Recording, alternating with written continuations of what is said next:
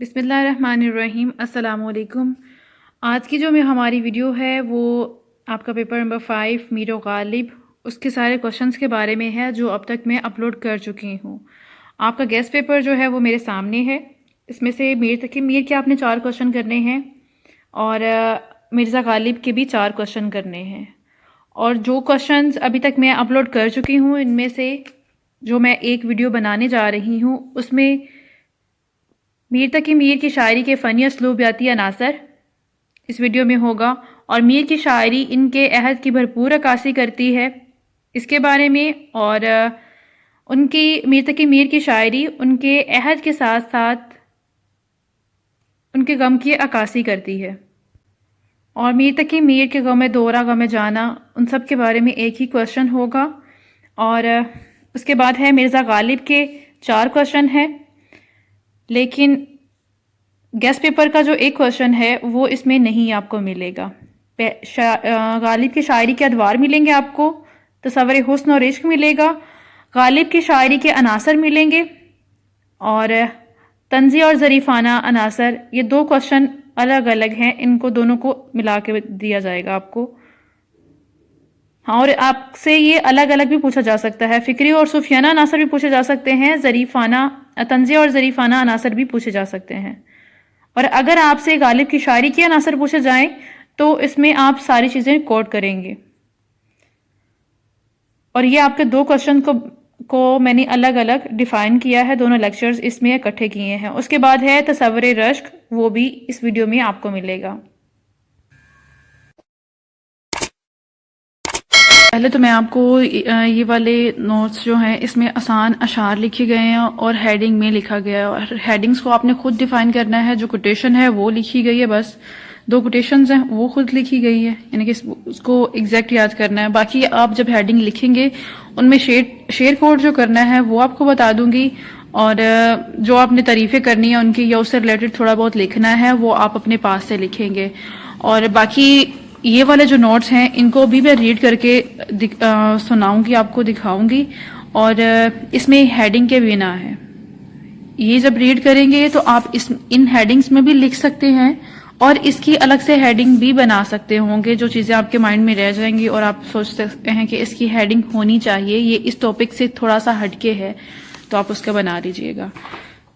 اچھا جی، میر کی شاعری کے فنی اسلوبیاتی عناصر، اس کی 8 ہیڈنگز ہیں۔ پہلی ہیڈنگ ہے میر غزل کا بادشاہ، ٹھیک ہے۔ اس میں آپ نے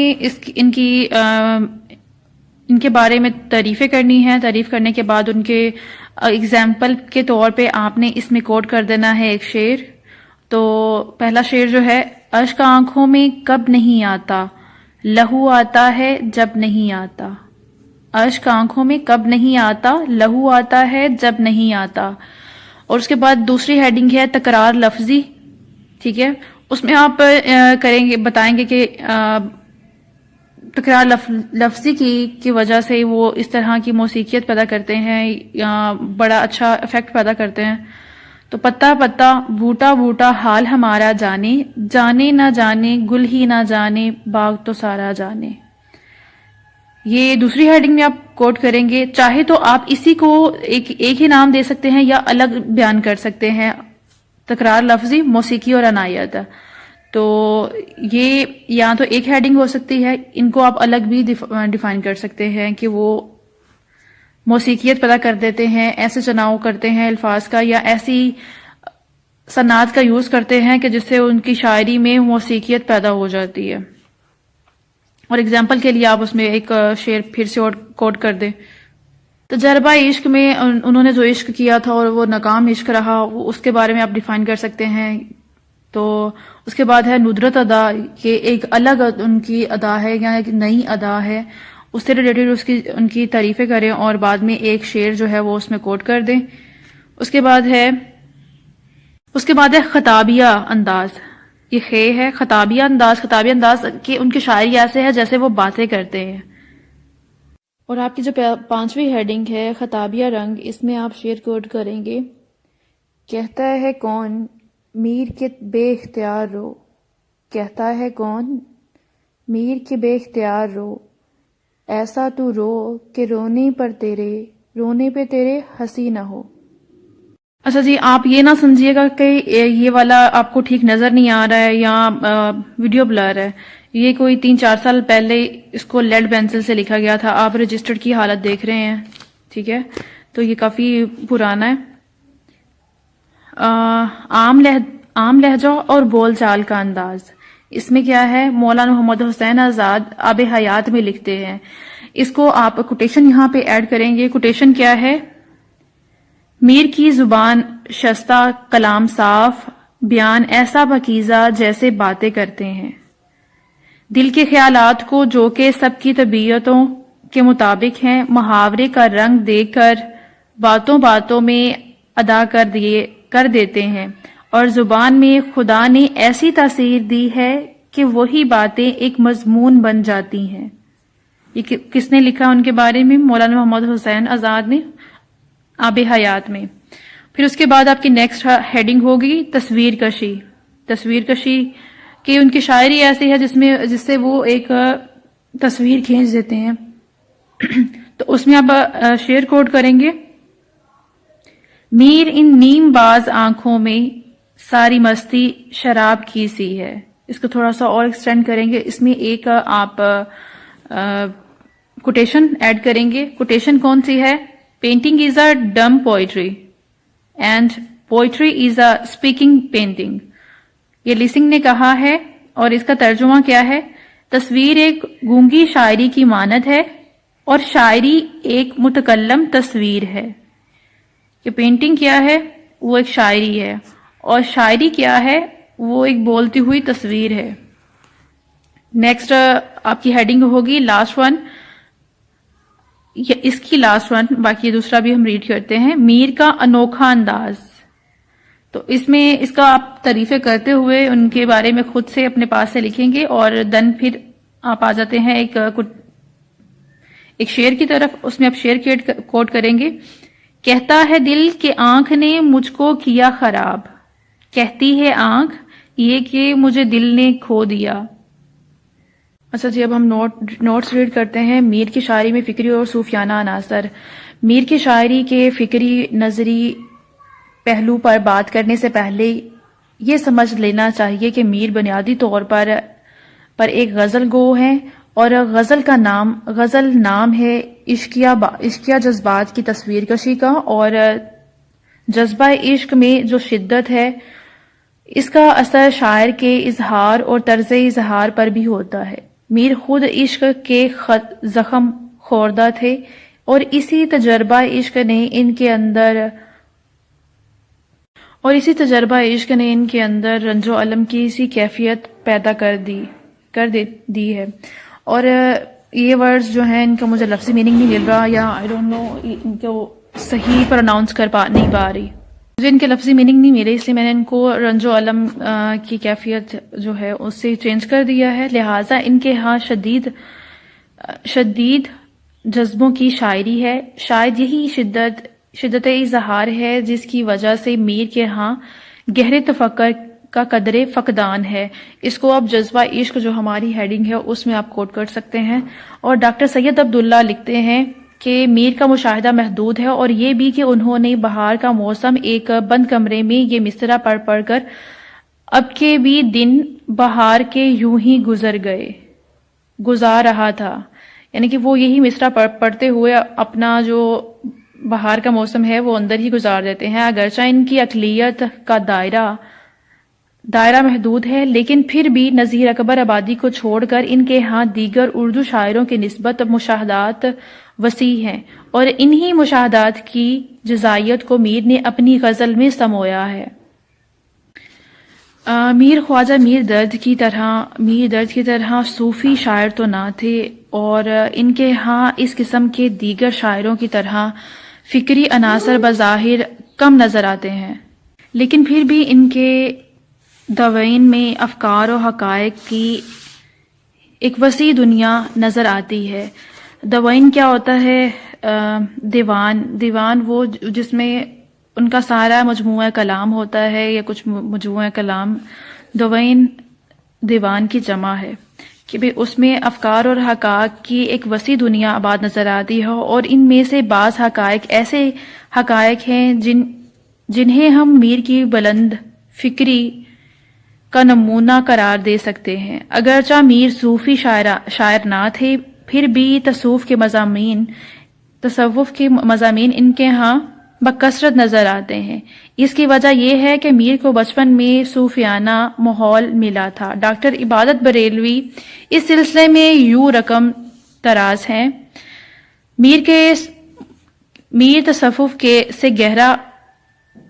میر تصوف سے گہرا تعلق رکھتے تھے۔ انہیں ابتدا ہی سے تصوف کا ماحول ملا تھا اور اسی کے سائے میں انہوں نے زندگی بسر کی۔ چنانچہ تصوف کے معاملات مسائل کو میر نے اپنی مجاز کا جزو بنا لیا۔ ان کی غزلوں میں تصوف کے بہت سے مسائل رموز بے نقاب نظر آتے ہیں۔ بے ثباتی دنیا کا احساس اردو شاعری میں بہت عام ہے۔ اس موضوع پر تقریباً سبھی شاعراء نے طبع آزمائی کی ہے، لیکن دابستان دلی کے شاعراء کے ہاں بے ثباتی کا احساس کچھ زیادہ ہی گہرا نظر آتا ہے۔ فارسی زبان کی صوفیانہ غزلوں کے ذریعے یہ مضمون اردو غزل میں آیا۔ ہمارے اردو شاعراء جن حالات سے گزرے، انہیں زندگی کی ناپائیداری اور بے ثباتی کا ذاتی تجربہ ہوا۔ دلی کے دابستان شاعری کا آغاز مغلیہ سلطنت کے زوال سے شروع ہوتا ہے، چنانچہ اردو شاعری لوٹ مار اور قتل و غارت گری کے ماحول میں آگے بڑھی۔ میر تقی میر نے ذکر میر میں دلی کی تباہیوں کا اور ویرانی کا نقشہ بڑے دردناک انداز میں کھینچا۔ میر تقی میر کی جو ذکر میر ہے یہ انہوں نے اپنی آپ بیتی بیان کی ہے، یا سوانح عمری خود جو انہوں نے لکھی ہے اپنے بارے میں، یہ وہ چیز ہے جس میں انہوں نے دلی کی تباہیوں اور ویرانیوں کا نقشہ کھینچا ہے۔ اور پھر بعد میں کیا ہے، اچھا جی، حاتم کا عہد ہو سودا کا درد کا ہو، یعنی کہ چاہے وہ حاتم کا دور ہو، چاہے وہ سودا کا ہو یا درد کا ہو، میر کا ہو، سیاسی معاشرتی حالات نے سب کو متاثر کیا اور غزل میں اپنے جذبات کی سچی تصویریں پیش کی۔ میر دنیا کو ایک سرائے کہتے ہیں۔ یہ 2-4 دن کی زندگی ہے۔ جو اس دنیا میں دل لگانا ہے وہ بہادر وہی ہے جو اس دنیا اور اس کے مزوں کو ترک کرتا ہے۔ دنیا کی ناپائیداری اور بے ثباتی کا موضوع ہمارا اسلامی تہذیب کا حصہ ہے۔ اس سلسلے میں ان کے جو بے ثباتی کو ظاہر کرتے ہیں ان کے اشعار یہاں پہ ہم کوٹ کریں گے۔ جس سر کو غرور آج ہے یا تاجوری کا، کل اس پہ یہی شور ہے پھر نوحہ گری کا، کہ آج اس سر کو تاج کا غرور ہے، کل اسی پر نوحہ گری کی جائے گی، یعنی کہ اس کے مرنے کے بعد۔ سرسری تم جہاں سے گزرے ورنہ ہر جہاں دیگر تھا، کہا میں نے کتنا ہے گل کا ثبات، کلی نے یہ سن کر تبسم کیا۔ اچھا جی، میر کی شاعری کے فکری عناصر میں متصوفانہ رنگ، تو اس کو آپ کا کیا کہیں گے؟ متصوفانہ رنگ، اس کو ہیڈنگ دے سکتے ہیں۔ خاص طور پر قابل ذکر ہے میر کے ماحول میں ہم نے تفصیل سے ذکر کیا ہے کہ ان کے باپ اور منہ بولے چچا صوفیانہ مزاج کے مالک تھا اور رات دن جاذب مستی کی کیفیت میں سرشار رہتے تھے۔ میر نے ان بزرگوں کی محفلیں دیکھیں، وہ بھلا کس طرح صوفیانہ تجربے سے الگ رہ سکتے تھے۔ ان کے ہاں تصوف کا جذبہ محض روایتی نہیں ہے، یہ رسمی بھی نہیں ہے۔ اس تجربے نے میر کے ذہن و فکر کی تہذیب پر گہرے اثرات مرتب کیے۔ ان کے مزاج میں صوفیانہ بے نیازی اور توکل ہے، زندگی کی مادی قدروں کے لیے دلچسپی نہیں ہے، وہ زندگی کو کسی عام انسان کی طرح نہیں دیکھتے۔ ان کی نظر صاف دل صوفی کی نظر ہے۔ تصوف کے اہم اور نمایاں مباحث اور میر کی شاعری میں ان کا وجود کچھ اس طرح ہے۔ میر کو فارسی شاعری کی جو روایت ملی تھی، اس میں وحدت الوجود کا مضمون بڑا اہم ہے۔ میر بھی صوفیہ کی اسی عقیدے کے قائل تھے۔ وہ کائنات کو ذات باری کا عکس سمجھتے ہیں۔ زمانے کے گلشن میں اسی کا جلوہ ہے، اور اسی جلوے نے گلے پھول کو پردہ سا بنا رکھا ہے۔ میر سے پہلے بھی اردو شاعری میں تصوف کی ایک باقاعدہ روایت موجود تھی جو فارسی شاعری سے آئی تھی۔ اس کے علاوہ اس دور کے حالات بھی تصوف کے لیے خاص طور پر سازگار تھے، لیکن میر نے تصوف کو محض رسمی طور پر ہی قبول کیا۔ اگر وہ شاعر نہ بھی ہوتے تو بھی ایک صوفی ہوتے۔ تمام علوم کا تعلق بنیادی طور پر 3 موضوعات سے ہے، اور اسی سے تمام علوم جنم لیتے ہیں: خدا، انسان اور کائنات۔ صوفیہ جب خدا کے بارے میں غور کرتے ہیں تو اس کے لیے وجود کا لفظ استعمال کرتے ہیں۔ یہ وجود وحدت سے متصف ہے۔ یہ کائنات خدا کا عکس ہے۔ خدا کا خیال ہے۔ یہ کائنات خدا کا عکس ہے، خدا کا خیال ہے۔ جس طرح خیال کا صاحب خیال سے الگ کوئی وجود نہیں، یہی حساب انسان کا بھی ہے۔ اسی ضمن میں صوفیہ کے 2 نظریے ہیں: وحدت الوجود، وحدت الشہود۔ وحدت الوجود کے متعلق ڈاکٹر خلیفہ عبدالحکیم لکھتے ہیں: اس نظریے کے مبحث یہ ہے کہ اصل ہستی یا ذات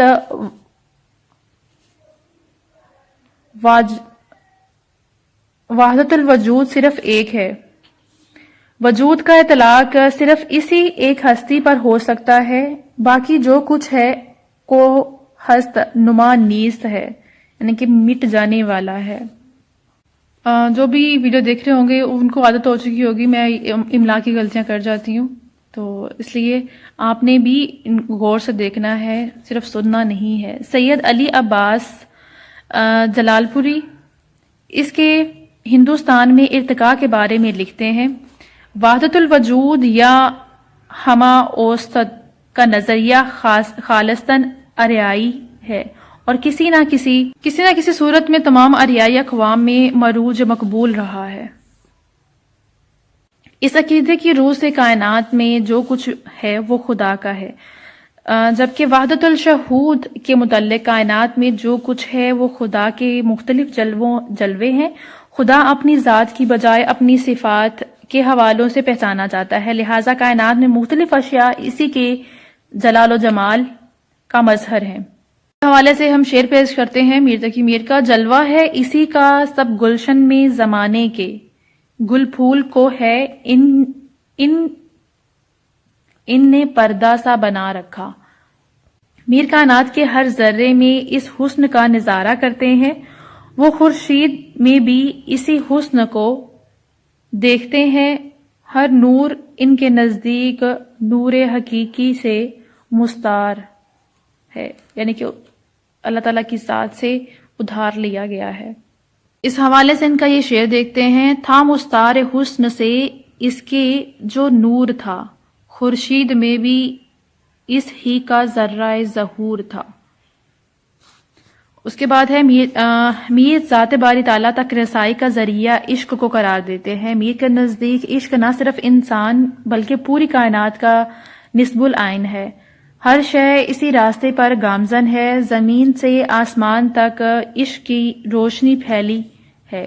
جب تک عشق کا جذبہ راستی اور عقیدے کی صفائی سے صوفی کے دل میں پیدا نہیں ہوتا، وہ ذات باری تعالیٰ تک نہیں پہنچ سکتا۔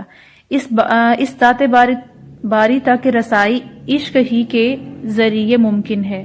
اس لیے صوفی کو پہلے دل میں عشق پیدا کرنا چاہیے۔ یہ اشعار عشق کی سربلندی کے گواہ ہیں۔ کیا حقیقت کہوں کہ کیا ہے عشق، حق شناسوں کا ہاں خدا ہے عشق۔ اور تدبیر کو نہیں کچھ دخل، عشق کے درد کی دوا ہے عشق۔ اس سے ریلیٹڈ 2 اشعار اور ہیں، چاہے تو وہ آپ لکھ سکتے ہیں۔ تصوف کا ایک اہم مبحث عظمت انسانی ہے۔ انسان خدا کا اعلیٰ ترین شاہکار ہے، وہ اس دنیا میں اس کا خلیفہ اور نائب ہے، اور اسی کے ذریعے کچھ فرائض ہے، یہ صاحب اختیار بھی ہے اور مجبور بھی ہے۔ انسان خدا کے بعد اس دنیا کی سب سے بڑی حقیقت ہے، مگر افسوس کہ فانی اور ناپائیدار ہے۔ میر کے نزدیک یہ دنیا بہت عارضی ہے۔ میر اس دنیا کی شان و شوکت اور چمک دھمک سے متاثر نہیں ہوتے۔ موت ان کے نزدیک ایک اٹل حقیقت ہے، لیکن وہ زندگی کے تسلسل سے بے خبر نہیں ہوتے۔ میر موت کو ایک عارضی وقفہ سمجھتے ہیں۔ یہ اشعار کوٹ کیے گئے ہیں، آپ چاہے تو انہیں کوٹ کر سکتے ہیں۔ آگے ہم دیکھتے ہیں، تصوف میں جبر و قدر کا مسئلہ بڑا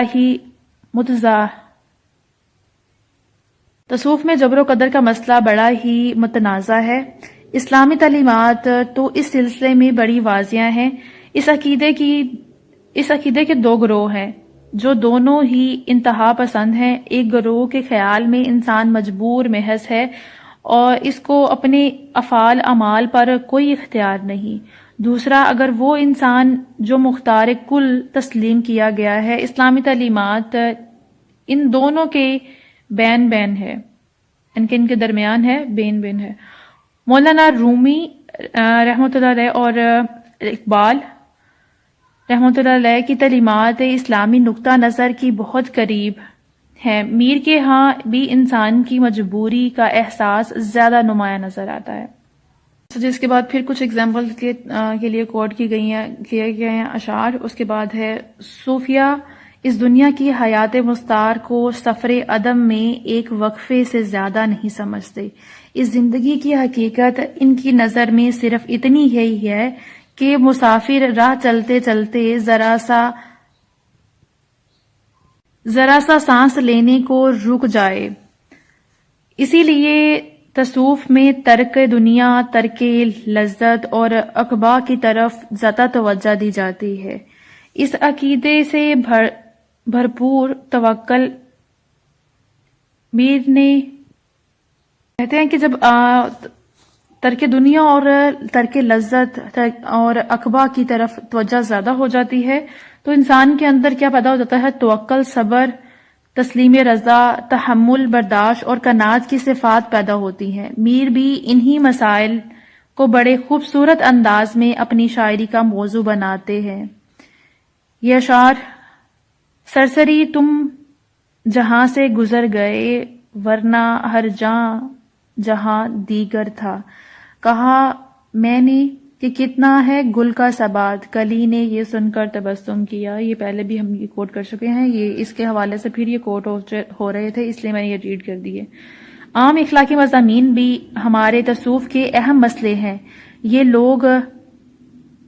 عام اخلاقی مضامین بھی ہمارے تصوف کے اہم مسائل ہیں۔ یہ لوگ نیکی، شرافت، صداقت، امانت اور دیگر چھوٹے چھوٹے اخلاقی مسائل پر اس انداز میں گفتگو کرتے ہیں کہ ایک طرف تو ان کے مسائل کی اہمیت واضح ہو جاتی ہے اور دوسرے ان کا انداز اس قدر دل نشین ہوتا ہے کہ قاری پر اثر بھی پڑتا ہے۔ یہ فارسی کی بڑی توانا اور مضبوط روایت ہے۔ فارسی کی اس روایت کو ہمارے شاعراں نے برقرار رکھا اور ہر موقع محل پر لوگوں کو نیکی اور نیک نفسی کی تلقین کی۔ میر کا یہ قطعہ بہت مشہور ہے، اس قطعے کو آپ دیکھیں۔ اگر آپ اس کو یاد کر کے کوٹ کرنا چاہتے ہیں اس کو کر لیں، ورنہ ادروائز کیا کریں گے آپ اس سلسلے میں میر کے جو اشعار ہیں ان کو آپ کوٹ کر سکتے ہیں، دونوں کو کر سکتے ہیں یا ایک بھی یاد کر سکتے ہیں۔ بارے دنیا میں رہو غم زدہ یا شاد رہو، ایسا کچھ کر کے چلو یا کہ بہت یاد رہو، جس سر کو غرور آج ہے یا تاجواری کا، کل اس پہ یہی شور ہے پھر نوحہ گری کا۔ اس دنیا کو اگر بنظر حقیقت دیکھیں تو یہ حقیقت کھلتی ہے کہ یہ دنیا بالکل عارضی اور وقتی ہے۔ انسان کے لیے خود قرآن میں واضح کر دیا کہ اس دنیا میں تمہارا ٹھکانہ مختصر معین وقت کے لیے ہے۔ دنیا میں انسان جس قدر چاہے مال و دولت جمع کرے مرتے وقت ساتھ نہیں لے جا سکتا، لہٰذا عقل مندی یہی ہے کہ ہم دنیا سے دل نہ لگائیں۔ یہ اشعار میر کے قطعے یا اس سے جو اشعار ہم نے پیچھے کیے ہیں ان میں سے آپ ایک وہاں کوٹ کر لیں، ایک آپ یہاں کوٹ کر لیں۔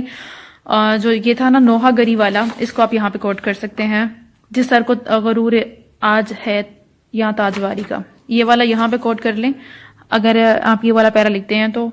نیکسٹ ہے میر تقی میر کی شاعری میں صوفیانہ پہلوؤں پر گفتگو کرتے ہوئے ڈاکٹر عباد بریلوی فرماتے ہیں، میر صاحب کی غزلوں میں اشقیہ پہلو کے بعد جو پہلو سب سے زیادہ نمایاں ہے وہ فکری پہلو ہے، اور جس کا منبع تصوف ہے، اور جس کے ذریعے انہوں نے اپنی غزلوں میں ایسے خیالات کی ترجمانی کی ہے جس کو فلسفے کے تحت رکھا جا سکتا ہے۔ تصوف ہی ان کی بنیاد ہے۔ میر تصوف سے گہرا تعلق رکھتے ہیں، چنانچہ تصوف کے بہت سے اسرار و رموز ان کی غزلوں میں بے نقاب ہیں۔ در حقیقت میر صاحب تصوف کو محض رسمی اور روایتی زاویہ نظر سے نہیں دیکھا ہے، انہوں نے تصوف سے اپنی تہذیب کی ہے، اور یوں میر کے متصوفانہ شاعری نے ان کی شاعری کے فکری پہلو کو جلا بخشی ہے، اور اس سے یہ حقیقت واضح ہے کہ میر کی طبیعت کا میلان تصوف کی طرف ہے اور اس کو زندگی میں بڑی اہمیت دیتے ہیں۔ میر اگرچہ صوفی شاعر نہیں تھے، پھر بھی ان کی شاعری میں صوفیانہ اسرار و رموز اور متصوفانہ خیالات پر کافی مواد ملتا ہے، جو میر کو صوفی شاعر ثابت کرتا ہے۔ اپنا بہت خیال رکھیے گا، دعا میں یاد رکھیے گا، فی امان اللہ۔ اور اس میں آپ کے 2 کوشچن ہو رہے ہیں، وہ میں نے آپ کو پہلے بھی بتایا تھا کہ فکری اور صوفیانہ عناصر، اگر آپ سے شاعری کے ان کے عناصر پوچھے جائیں گے یا ان کی شاعری کی خصوصیات پوچھی جائیں گی تو جو آپ کو شروع میں نے کوٹ کروایا وہ آئے گا، اور اس میں سے بھی آپ لکھ سکتے ہیں صوفیانہ عناصر اور یہ چیزیں۔ بسم اللہ الرحمن الرحیم۔ السلام علیکم۔ آج کا ہمارا کوشچن جو ہے وہ خدائے سخن میر تقی میر کے بارے میں ہے۔ میر کی شاعری ان کے غم جاں کے ساتھ ساتھ غم جہاں کا بھی اظہار کرتی ہے یا عکاسی کرتی ہے۔ میر کی شاعری ان کے دل کے غم کے ساتھ ساتھ ان کے دلی کے غم کا بھی اظہار کرتی ہے۔ کسی بھی فنکار کا ماحول اس کے فن پر اثر انداز ہوتا ہے۔ کیا آپ اس سے اتفاق کرتے ہیں یا اختلاف؟ ان سب سوالوں کا جواب ہم اس ویڈیو میں جانیں گے۔ ان تمام سوالوں میں میر کے فن، شاعری اور شاعرانہ خصوصیات پر میر کی ذاتی زندگی، ماحول اور نجی حالات کے حوالے سے دعوت فکر دی گئی ہے۔ یہ حقیقت ہے کہ ہر فنکار کا انفرادی نقطہ نظر اس کے ذاتی تجربات، شخصی حالات اور انفرادی مشاہدات سے ہی بنتا ہے۔ اس میں دوسرا قوی محرک اس کے زمانے کے معاصر حالات سیاسی، سماجی بھی ہوتے ہیں۔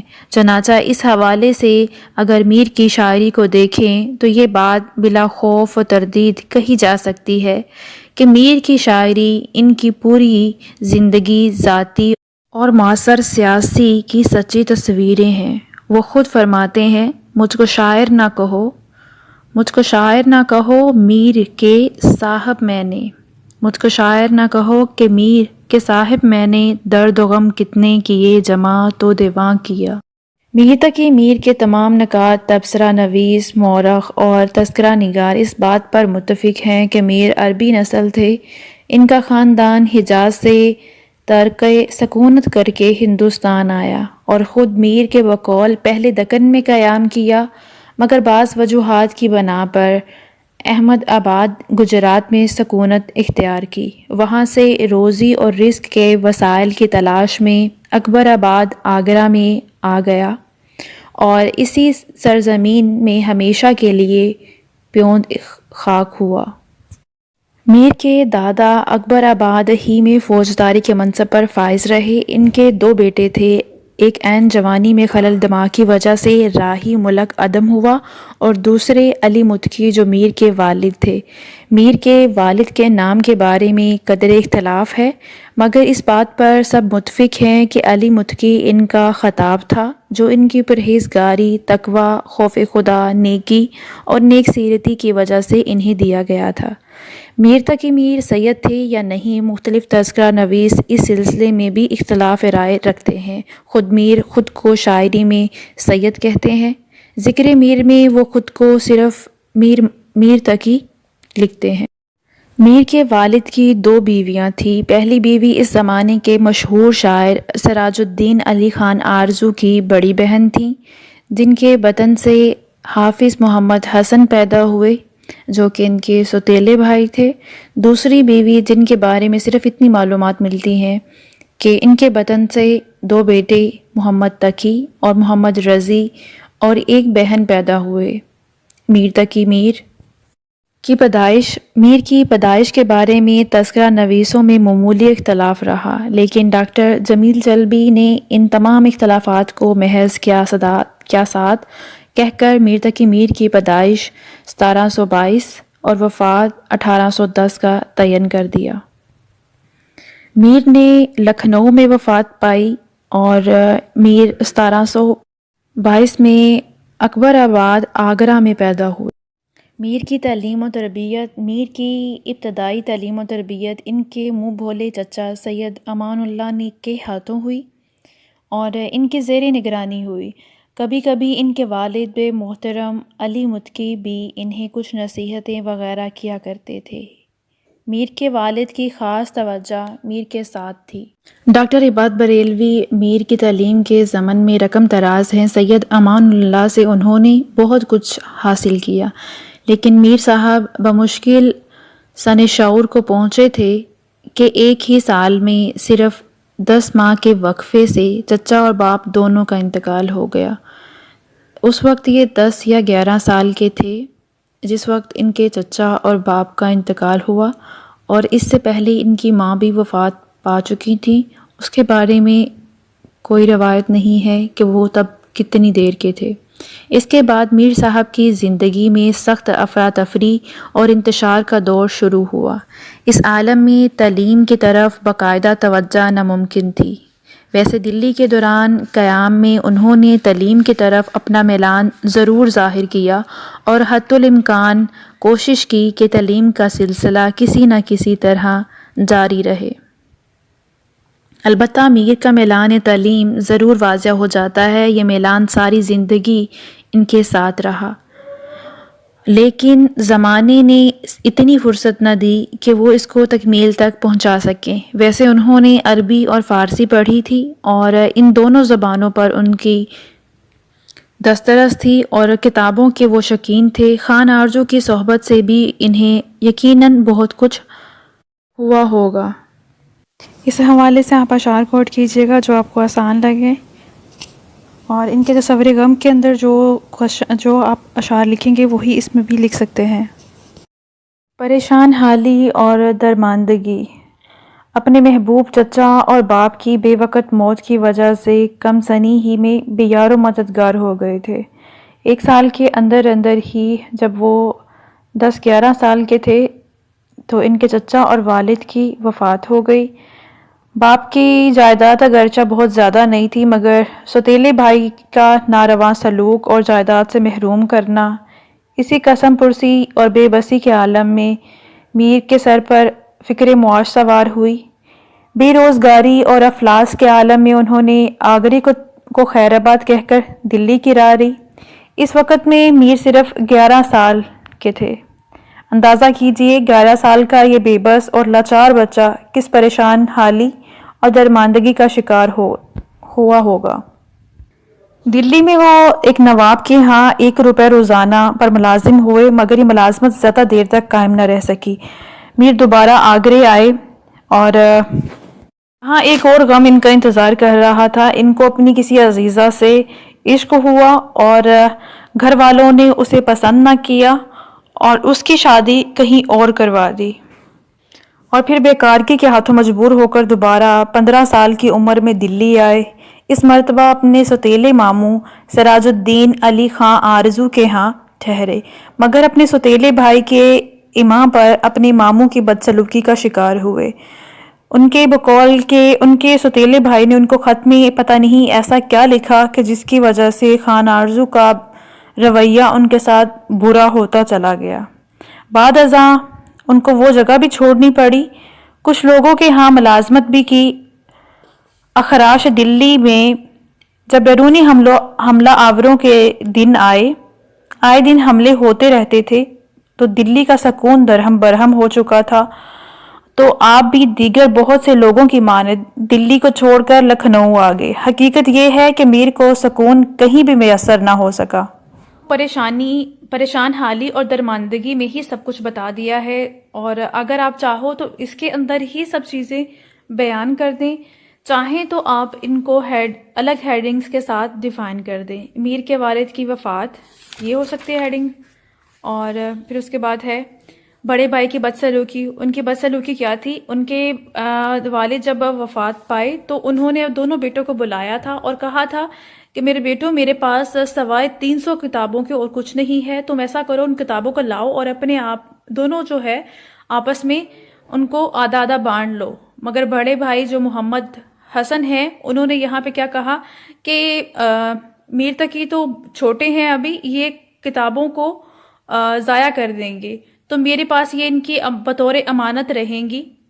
تو باپ ان کے یہ بھی جانتے تھے کہ محمد حسن کس طرح مزاج کے ہیں، اور لاسٹ میں پھر انہوں نے پھر میر تقی میر سے ہی کہا کہ میرے اوپر ایک قرض ہے 300 روپے کا جسے تم ادا کرو گے۔ تو اس پہ میر تقی میر نے کہا تھا کہ گھر میں تو صرف کتابیں ہی تھی جو آپ نے بڑے بھائی کو دے دی ہیں، تو میں قرض کیسے چکاؤں گا؟ تو اس پہ انہوں نے کہا تھا کہ ایک ہنڈی راہ میں ہے، تو میں چاہتا ہوں میں تب تک زندہ نہیں رہ پاؤں گا جب تک وہ میرے پاس آئے گی۔ تو اس لیے میر تقی میر کو کہا کہ وہ تم میرا قرض اتارنا اس سے۔ تو یہ کہہ کر انہوں نے آخری سانس لے لی تھی، اور وہ ہنڈی جب آپ کے پاس پہنچی تو وہ 500 روپے میں فروخت کی گئی، اور جس سے 300 روپے میں ان کا آپ نے قرض اتارا۔ پھر نیکسٹ ہیڈنگ آ جاتی ہے دلی کا سفر تلاش معاش کے لیے۔ پھر وہ دلی میں آئے۔ پھر بات ہوتی ہے میر کے مذہب کے بارے میں۔ میر مذہب کے حوالے سے شیعہ مذہب سے تعلق رکھتے تھے، اور کچھ لوگوں کا کہنا ہے کہ آزاد جو ہیں ان کے چچا، سوتیلے جو چچا تھے، ان سے بھی ان کی لڑائی یا ان سے بھی خالش ہونے کی ایک وجہ وہ سنی تھے اور یہ شیعہ تھے۔ اس بات پہ کہیں ان کی لڑائی ہوئی تھی جس کی وجہ سے ان کا گھر انہوں نے چھوڑ دیا تھا۔ یہ تو تھی وہ پریشان حالیاں اور درماندگی اور غم جو ان پہ ٹوٹے۔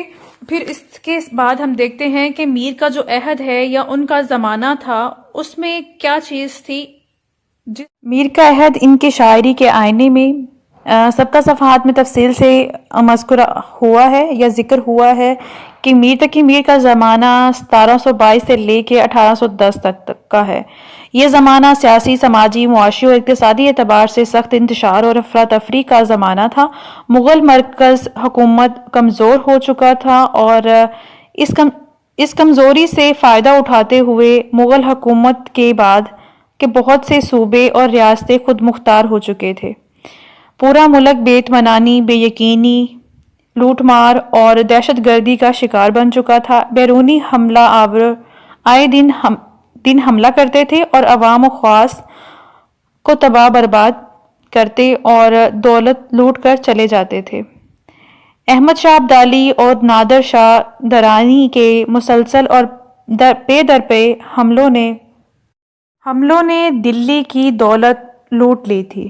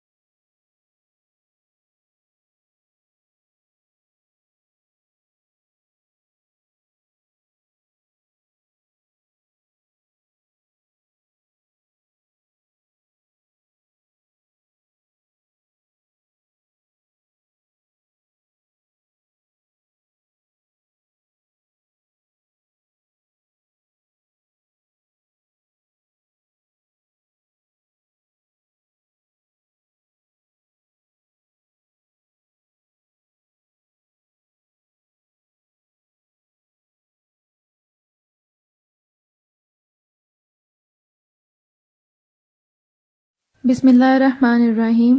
السلام علیکم، کیسے ہیں آپ سب؟ امید ہے کہ آپ سب ٹھیک ہوں گے۔ آج کی ہماری ویڈیو کا جو ٹاپک ہے وہ اقبال کی شاعری کے ادوار ہیں۔ اس ویڈیو میں ہم بات کریں گے غالب کی شاعری کے 5 ادوار۔ مرزا غالب ایک عہد آفریں شاعر ہیں جن کی شاعری کی آفاقی سچائیوں نے اردو زبان و ادب کو بین الاقوامی ادب میں ایک باعزت مقام اور نمایاں جگہ دلوائی ہے۔ غالب جیسے شاعر صدیوں کے بعد ہی جنم لیا کرتے ہیں، اگرچہ غالب کی زندگی میں ان کی وہ پذیرائی نہ ہو سکی جس کے وہ مستحق تھے، مگر یہ کمی ان کی وفات کے بعد ان کی بین الاقوامی ناموری اور شہرت نے بہت حد تک پوری کر دی۔ آج غالب دنیا بھر کی یونیورسٹیوں کے نصاب میں شامل ہیں۔ مرزا غالب کو اپنی فارسی شاعری پر ہمیشہ ناز رہا اور اردو کے مقابلے پر وہ فارسی کو زیادہ اہمیت دیتے رہے ہیں، مگر حقیقت یہ ہے کہ آج غالب فارسی کی بجائے اپنی اردو شاعری کی وجہ سے مشہور خلائق ہے اور ان کا اردو کلام ہی جس سے اردو داں طبقے سے ہمیشہ خراج عقیدت وصول کیا ہے۔ شیخ محمد اکرام کے مطابق مرزا غالب کی شاعری کو 5 ادوار میں تقسیم کیا جا سکتا ہے۔ وہ اپنی گراں قدر تصانیف حکیم فرزانہ میں رقم تراز ہیں۔ ہمارے خیال میں غالب کی شاعری کے 5 ادوار قرار دیے جا سکتے ہیں، اور یہ ان کے 5 ادوار اور کہاں سے کس ڈیٹ تک ان کے ادوار ہیں یہ بتایا گیا ہے آپ کو، اور پھر ہم سنگل ہر دور کے بارے میں بات کریں گے اور اس دور کی خصوصیات کے بارے میں۔ پہلے دور میں وہ اشعار ہیں جو 25 برس کی عمر سے پہلے لکھے گئے اور کلمی نسخہ بھوپالی کے متن میں درج ہیں۔ پاؤں میں جب وہ حنا باندھتے ہیں میرے ہاتھوں کو جدا باندھتے ہیں۔ کئی اشعار ایسے ہیں جن میں کتابی اور مروجہ تشبیہات پر زور دماغ صرف کر کے انہی سے ایک نیا خیال پیدا کرنے کی کوشش کی گئی ہے، لیکن اس طرح یہ اشعار حقیقت سے بہت دور رہ گئے ہیں۔ کس کا دل زلف سے بھاگا کہ اسد دست شانہ برکفا باندھتے ہیں۔ ان خصوصیات کے علاوہ ظرافت جو کہ مرزا کی شاعری کا طرح امتیاز ہے، اس کا بھی اس زمانے میں نشان نہیں ملتا۔ تصوف کے اشعار بھی 1-2 ہیں اور وہ بھی محض رسمی ہی ہیں۔ اس دور کے اہم شعراء نظیری، عرفی، ظہوری، طالب، صائب، کلیم اور عبد القادر بیدل وغیرہ ہیں۔ غالب ان تمام سے کچھ مگر بیدل سے بلا واسطہ طور پر متاثر ہیں۔ پہلے دور کو مجموعی طور پر ڈیفائن کرنے کے بعد، اس کا بیان کرنے کے بعد آپ اس کی 3 ہیڈنگز دیں گے: بیدل اور غالب کی تشبیہات و استعارات، فارسی الفاظ اور تراکیب کی کثرت۔ جو آپ کی پہلی ہیڈنگ ہے بیدل اور غالب، اس کے حوالے سے جو میں نے ایک لائن آپ کو بتا دی ہے، اور اس میں اور کوٹ کرتے ہوئے آپ لکھیں گے کہ مولانا حالی نے غالب کے ہی کسی قول سے یہ نتیجہ نکالتے ہیں کہ غالب نے 8-9 برس کی عمر میں پتنگ بازی پر ایک مثنوی لکھی تھی۔ اس کی زبان جو تھی وہ بہت نمایاں زبان تھی، سلاست اور سادگی پر تھی۔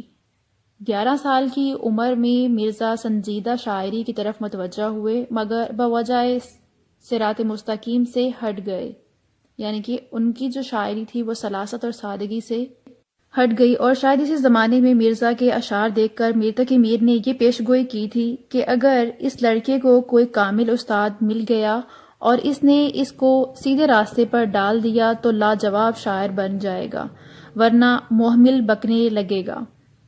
یہ اقوال ہے میر تقی میر کے غالب کے بارے میں، اور دلچسپ بات یہ ہے کہ میر تقی میر کی یہ پیشگوئی جو تھی وہ حرف بہ حرف صحیح ثابت ہوئی، اور مرزا عام روز سے بچتے ہوئے طرز بیدل میں ریختہ لکھنے لگے۔ سید عابد علی عابد کے خیال میں بیدل چونکہ غالب کا آئیڈیل ہے، اس لیے بھی اور کلام بیدل میں اسلوب اور فکری پیمانوں کی کشش کی وجہ سے بھی بیدل فارسی میں اپنی مشکل پسندی کی وجہ سے مشہور ہے۔ غالب کو انفرادیت کا جو خبت تھا، نفسیاتی اعتبار سے غالب کو شاعری میں اس شخص کی تطبیع پر مجبور کرتا رہا کہ وہ ایسے شاعر کی پیروی کرے جس کی پیروی بہت کم لوگوں نے کی ہو۔ غالب کا انفرادیت پر زور اس قدر تھا کہ ذاتی زندگی میں بھی دوسروں کے ساتھ زندہ رہنا اور چلنا تو درکنارہ، تو وبائے عام میں مرنا بھی پسند نہیں کرتے تھے۔ فرماتے ہیں وبائے عام میں مرنا میں نے پسند نہیں کیا، جب سب مرنے لگے میں کیوں مروں، وبا گزر جانے کے بعد دیکھا جائے گا۔ غالب کے اس دور کے کلام میں فارسی الفاظ اور تراکیب کی کثرت ملتی ہے۔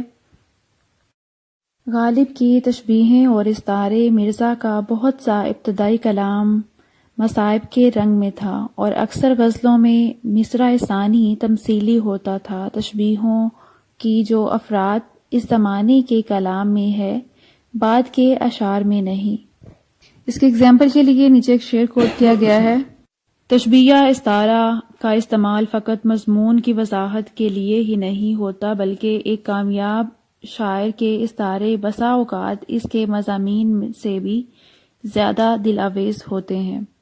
بھوپالی نسخہ میں جو 1821 میں نقل ہوا، کئی صاف اور بلند پایا اشعار ایسے ہیں کہ جن میں بیدل کا رنگ پھیکا پڑ گیا ہے، اور جو دور ثانی کے بہترین اشعار کے ہم پایا اور طرز تحریر کے اعتبار سے انہی کے شابہ ہیں۔ رات کے وقت میں پیے ساتھ رکیب کو ہے، آئے وہ یا خدا کرے پر نہ خدا کرے کو یوں۔ میں نے کہا کہ بس میں ناز چاہیے غیر سے تہی، سن کے ستم ظریف نے مجھ کو اٹھا دیا کہ یوں۔ دوسرا دور رام ببو سکسینہ رنگ بیدل کو مرزا کی شاعری کا دور اول قرار دیتے ہیں۔ ان کے دوسرے دور کی شاعری پر بقول ان کے دوسرے دور میں فارسیت کا غلبہ اور نازک خیالی کا وہ انداز نہیں جو پہلے مرزا کو مرغوب تھا، اور اس میں زبان صاف ہو گئی ہے، الفاظ پر پوری قدرت ہے، اور فارسی بندشوں اور محاوروں میں ایک کمی ہے۔ دوسرے دور کے اشعار منتخب دیوان کے پہلے مطبوعہ ایڈیشن 1842 میں شائع ہوئے ہیں، لیکن قلمی نسخہ بھوپالی کے متن میں موجود نہیں۔ ان میں سے اکثر اشعار 1832 میں لکھے گئے۔ نفسیاتی ذوف بینی دوسرے دور میں آئینی طبیعت کا رنگ صاف ہو گیا ہے، فارسی تراکیب کم ہے اور خیالات بھی صاف اور خوشگوار ہیں۔ کلام میں بیدل اور صائب کی بجائے عرضی اور نظیری کا رنگ غالب ہے۔ مضامین کے نقطہ نظر سے اس دور کی اہم ترین خصوصیت نفسیات انسانی کے متعلق شائع معلومات ہیں، جو دیوان غالب کے صفحہ صفحہ پر ظاہر ہوتی ہیں۔ اس حوالے سے ان کے 3 اشعار مثال کے طور پر دیکھیے۔ اس دور کی دوسری ہیڈنگ ہے فنی ارتقاء۔ یہ جگ اضافہ کی کئی لحاظ سے دلچسپ ہے۔ ان میں سے بیشتر اسلام زبان کو سادہ بنانے کے لیے کی گئی ہیں، اور دقیق فارسی الفاظ کی تراکیب کی جگہ آسان الفاظ لکھ دیے ہیں، یا جن الفاظ میں کوئی سکم تھا انہیں بدل دیا ہے۔ مثلاً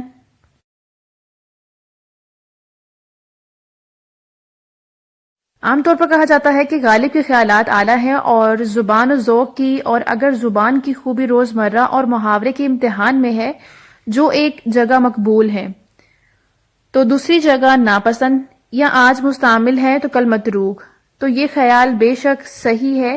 غالب کو فصاحت الفاظ کا پورا خیال نہ تھا۔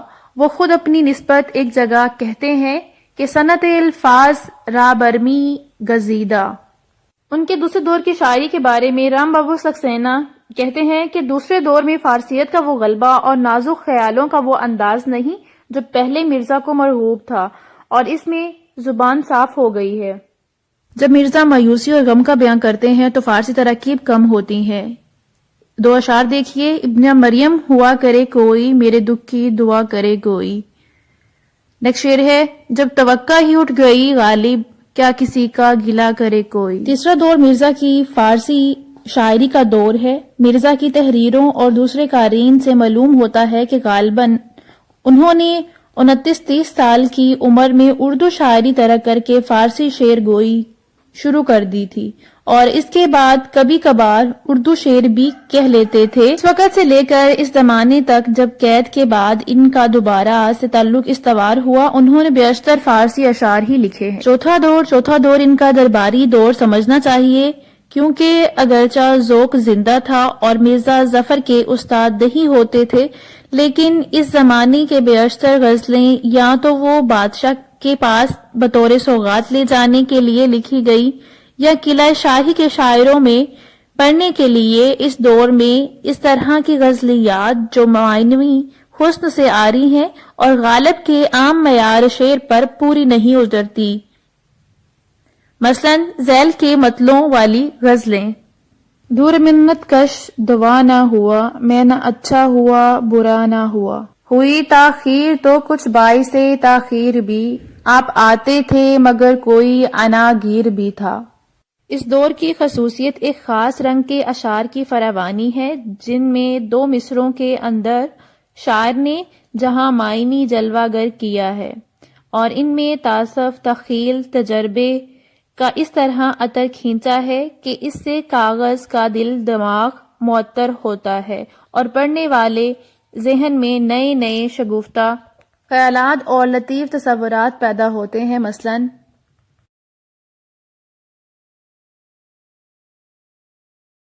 دور کی ایک ہیڈنگ ہوگی شوخی تحریر۔ زبان کی سلاست اور خیالات کی سادگی کے علاوہ جس خصوصیت نے اس زمانے کے اردو اشعار کو امتیازی رنگ دے دیا ہے وہ مرزا کی شوخی تحریر ہے۔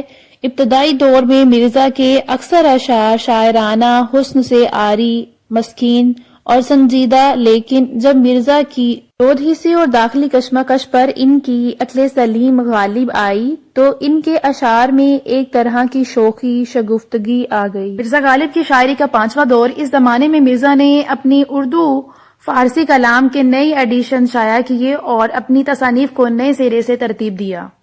3 دور کے حوالے سے ہر بڑے شاعر کا کلام عمومی حیثیت سے 3 دوروں میں منقسم ہوتا ہے۔ ابتدائی دور مستحقائق معارف کی کمی کو الفاظ کی کثرت سے پورا کیا جاتا ہے، فکر و ادراک کی کمی ہوتی ہے۔ دوسرا دور، یہ دور نیم پختگی کا دور ہوتا ہے اور یہ انداز بیان صاف ہوتا ہے۔ تیسرا دور، یہ دور کمال بلاغت اور نشو و نما کے شباب کا ہوتا ہے۔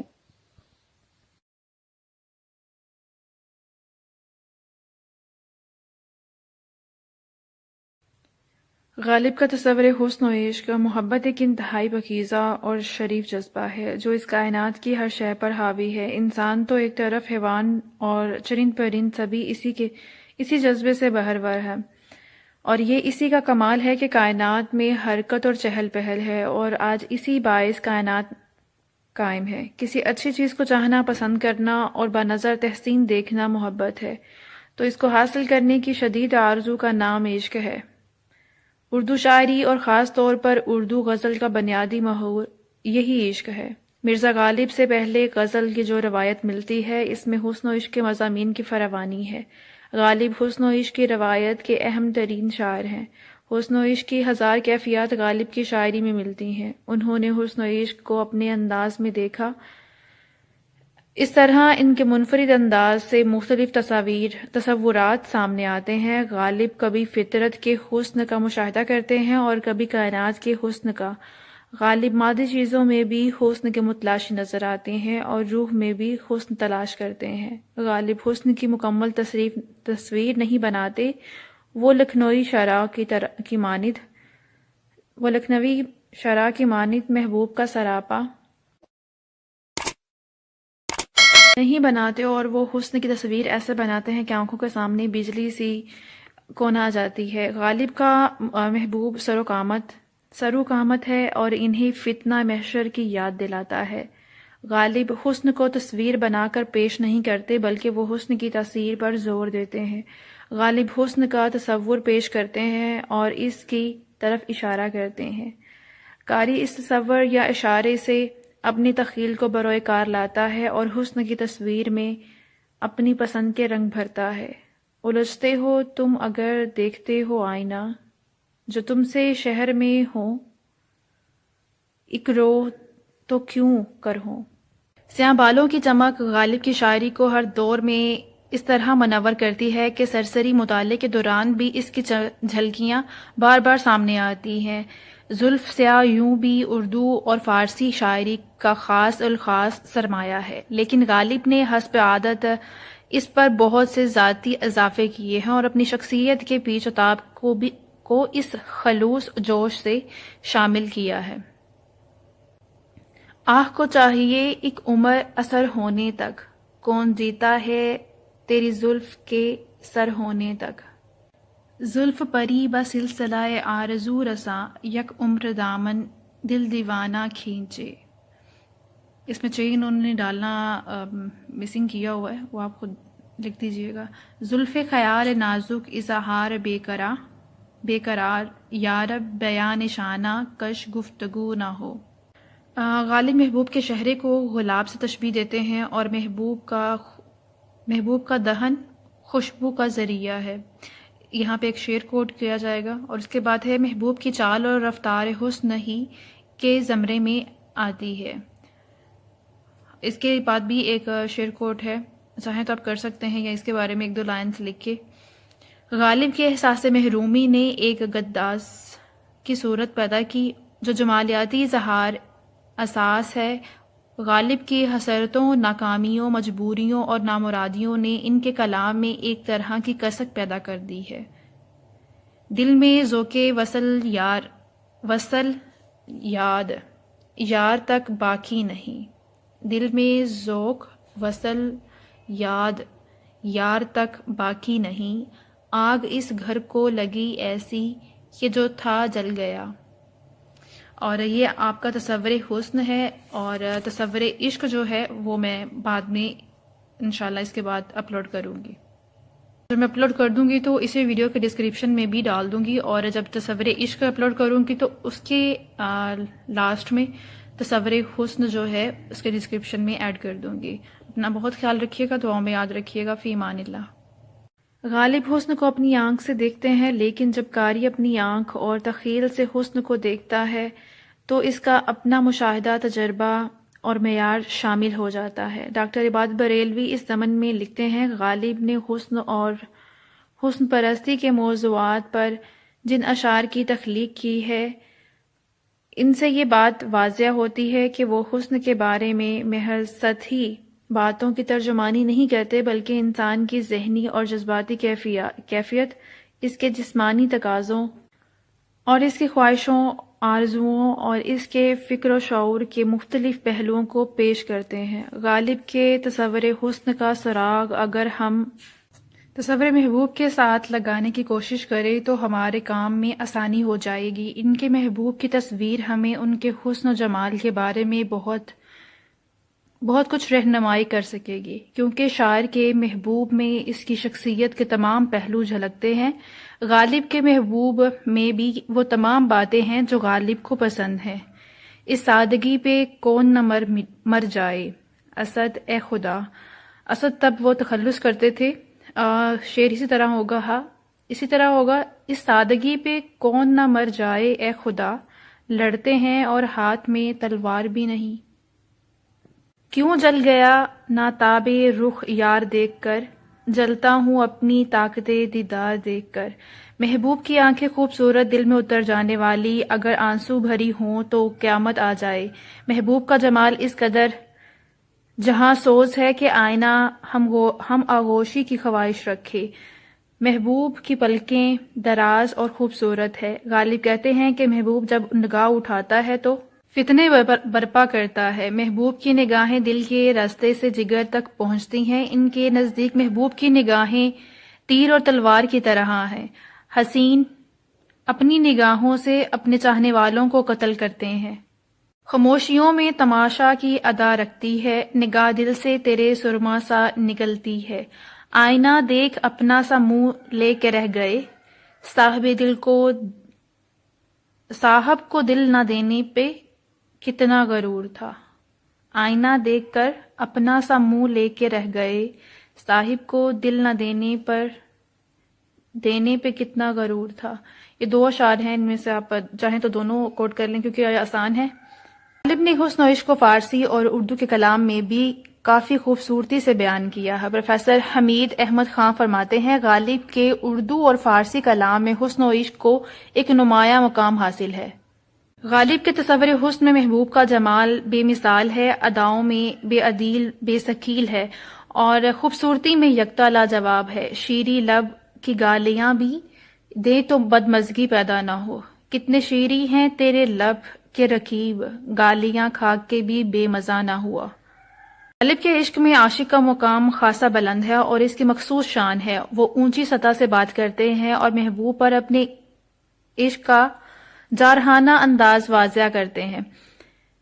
ان اشعار پر غور کریں اور دیکھیں کہ وہ روایتی اشاق سے کتنے مختلف اور منفرد نظر آتے ہیں۔ اشاق عاشق کی جمع ہے۔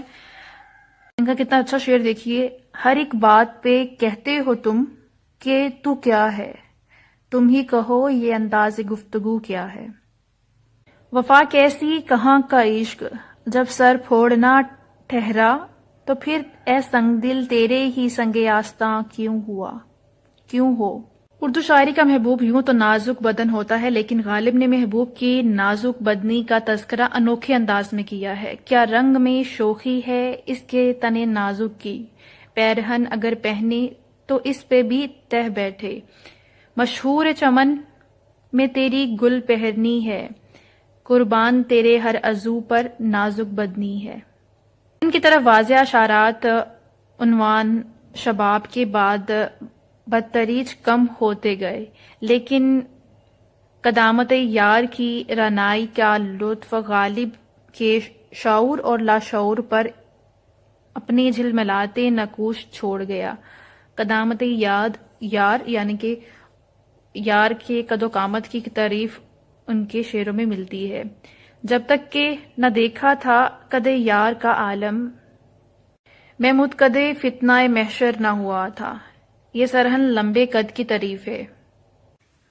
بسم اللہ الرحمن الرحیم۔ السلام علیکم۔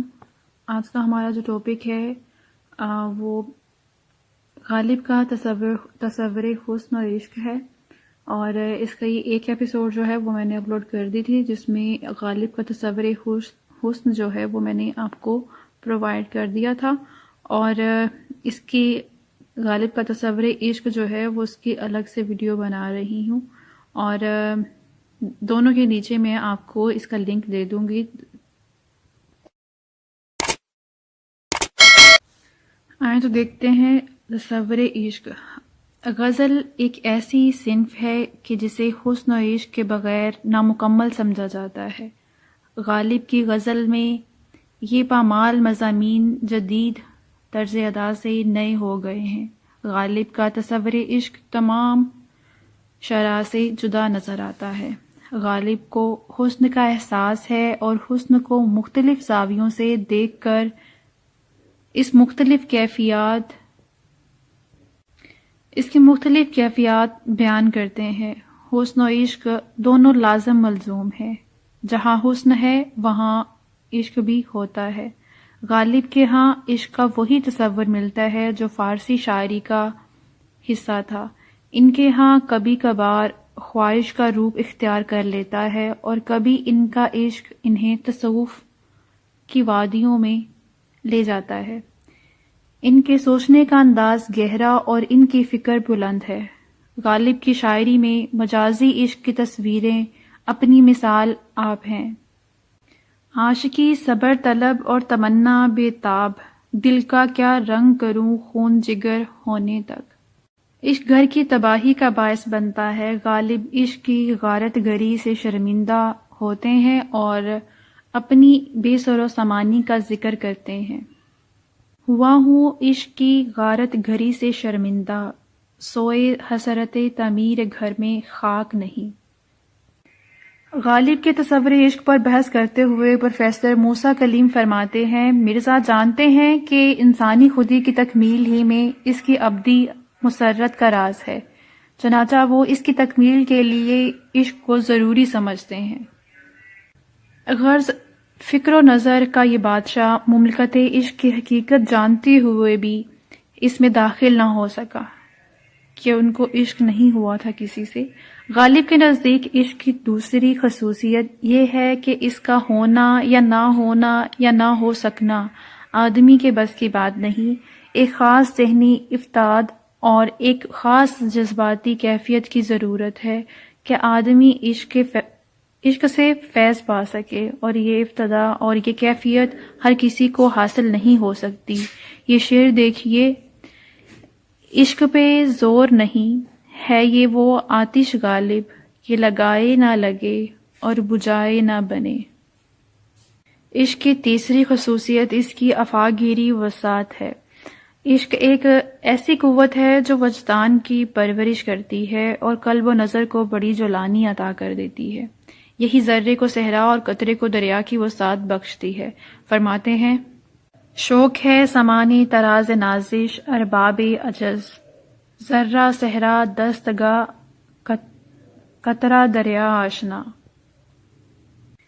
عشق کی چوتھی خصوصیت یہ ہے کہ جینے کا مزہ عشق ہی سے ملتا ہے۔ یہ ایک ایسا درد ہے جس کا کوئی علاج نہیں، لیکن یہ خود زہر دوسرے درد کا علاج ہے۔ گویا عشق جس طبیعت میں رچ گیا ہو وہ زندگی کے ہر مقام سے فیض حاصل کر سکتی ہے، ہر راہ گزر سے کانٹے ہٹاتی اور ظلمت میں اجالا کر دیتی ہے۔ کہتے ہیں، غالب کا شعر دیکھیے، عشق سے طبیعت نے زیست کا مزہ پایا، درد کی دوا پائی، درد لا دوا پایا، درد کی دوا پائی، درد لا دوا پایا۔ پانچویں خصوصیت یہ ہے کہ وہ ہر انسان کو ہر بندھن سے آزاد کر دیتا ہے جو اسے زندگی کی عام سطح سے اٹھنے نہیں دیتا۔ انسانی شخصیت کو ایک مرکز حاصل ہو جاتا ہے اور وہ ہے ذات محبوب، جس سے عاشق کو سب کچھ اس قدر حاصل ہو جاتا ہے کہ اسے دوسری طرف دیکھنے کی ضرورت نہیں پڑتی۔ فرماتے ہیں، سطوت سے تیرے جلوہ حسن غیور کی، خون ہے میری نگاہ میں رنگے ادائے گل۔ عشق کا اثر ہو کے رہتا ہے، یہ ایسی آگ ہے جو اپنے ماحول کو گرم کر دیتی ہے، ایسا شعلہ ہے جو اپنی تپش سے مس خام کو کندن بنا دیتا ہے۔ بقول غالب، کہتا ہے کون نالائے بلبل کو بے اثر، پردے میں گل کے لاکھ جگر چاک ہو گئے۔ غالب کی شاعری میں جنس کا عنصر اتنا نمایاں نہیں ہے، لیکن کہیں کہیں یہ عنصر ان کے اشعار میں در آیا ہے۔ بوسہ نہ سہی نہ دیجیے دشنام ہی سہی، بس چپ رہو ہمارے بھی منہ میں زباں ہے۔ ڈاکٹر عبادت بریلوی غالب کی حسن پرستی اور عشق پرستی کے بارے میں یوں رقم تراز ہے، یہ لذت کبھی تو خارجی حالات سے پیدا ہوتی ہے اور کبھی خود غالب کا ذہن اس کو پیدا کر لیتا ہے۔ غرض یہ کسی نہ کسی صورت اور ساتھ ہی ان کی شاعری میں حسن پرستی ہی کی طرح شدید ہے۔ غالب کو عشق کے نفسیاتی کیفیتوں سے عشق ہے، چنانچہ ان کے اشقیہ کلام کا ایک قابل فکر حصہ انہی کیفیتوں کے مشاہدہ پر مبنی ہے۔ غالب کا تصور عشق جمالیت کے قریب اور جنسیت سے خاصا دور محسوس ہوتا ہے۔ وہ محبت کے جسمانی پہلو کی بجائے اس کے نفسیاتی انداز پر زیادہ زور دیتے ہیں۔ یہ غالب کی انفرادیت ہے۔ امید ہے آپ کو ویڈیو پسند آئی ہوگی۔ اپنا بہت خیال رکھیے گا، دعا میں یاد رکھیے گا۔ فی امان اللہ۔ السلام علیکم، کیسے ہیں آپ سب؟ امید ہے کہ آپ سب ٹھیک ہوں گے، خوش باش ہوں گے، گھروں میں آباد ہوں گے۔ اور آج کا جو میرا ٹاپک ہے وہ میرو غالب بک ہے، اور غالب کی شاعری کے فنی اسلوبیاتی عناصر یا غالب کی شاعری کے فکری عناصر اس کے بارے میں ہے۔ اس کوسچن کو چاہیں تو آپ ہیڈنگ کے ساتھ کر سکتے ہیں، چاہیں تو آپ وداؤٹ ہیڈنگ کر سکتے ہیں، اور میں موسٹلی ہیڈنگ کے ساتھ کرواتی ہوں تاکہ آپ کو پوائنٹس میں آپ کا کوسچن یاد رہ جائے۔ باقی اشعار اور جو کوٹیشنز ہوتی ہیں انہیں آپ نے بہت اچھے سے کرنا ہوتا ہے، اور جو اس طرح نثری حصہ لکھا ہوتا ہے اس کو آپ نے اپنے الفاظ میں چینج کر سکتے ہیں جو آپ کو یاد رہ جائے۔ یا اپنے ورڈنگ میں آپ اس کو لکھ دیں۔ کوشچن سٹارٹ کرتے ہیں ہم۔ غالب کی شاعری کے فنی اسلوبیاتی عناصر۔ غالب بلا شبہ ایک دیو پیکر شاعر ہے جس کی شاعری کا اثر حواس پر ہوتا ہے۔ غالب کا اظہار ابلاغ اپنے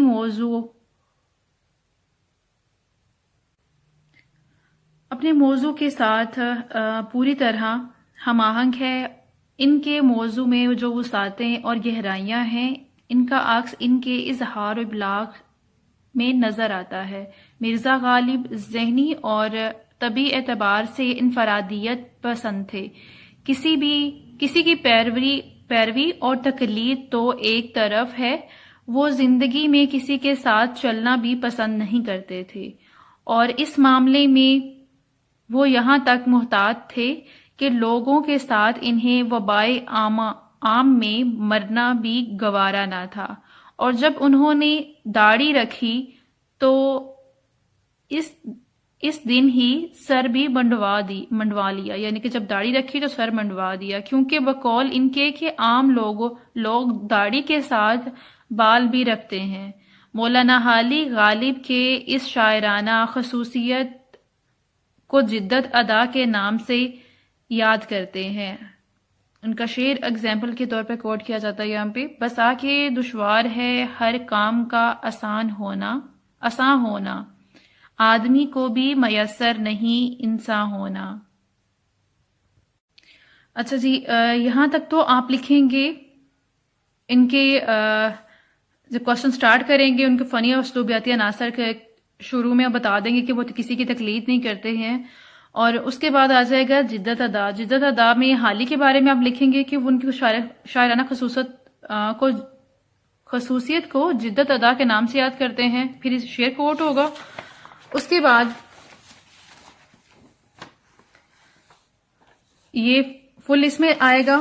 نیکسٹ آپ کی ہیڈنگ ہوگی دریا کو کوزے میں بند کرنا، یعنی کہ بہت کم الفاظ میں یا ان کے اشعار سے بہت سے میننگ نکلتے ہیں، یہ ان کی دوسری ہیڈنگ ہوگی۔ اس کے بعد ہے